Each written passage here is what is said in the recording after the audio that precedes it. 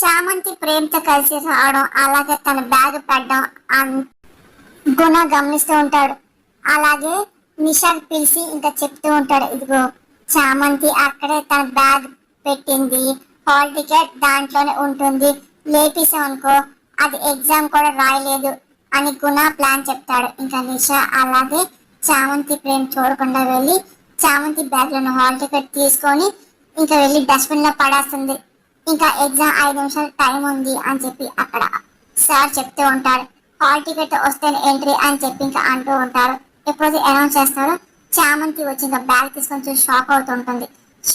షాకు అని చెప్పి కూడా నవ్వుకుంటూ ఉంటాడు.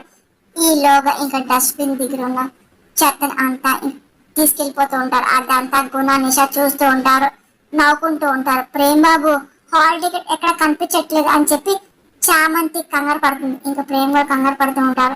ఎంత ఏడ్చినా ప్రయోజనం లేదు, ఇంటికెళ్ళు నిషా అనగానే పరీక్ష రాసాకే వెళ్తాను అని చామంతి అనగానే హాల్ టికెట్ లేకుండా పరీక్ష రాస్తావు పిచ్చి మోహ అని నిషా అనగానే ఇదిగో నా హాల్ టికెట్ అని చామంతి చూపిస్తుంది.